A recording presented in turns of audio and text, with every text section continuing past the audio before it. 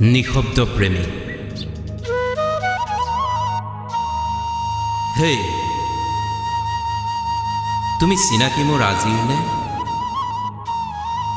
অহাকালিৰ নে পৰহিৰ? বুজাব পাৰিবা জানো প্ৰেমৰ সংজ্ঞা কি? তোমাৰ ফুল কোমলীয়া বুকুত হাত থৈ এবাৰ নিজক সোধা,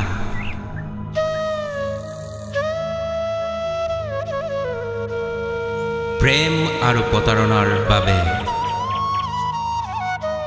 কোন জগৰীয়া, মই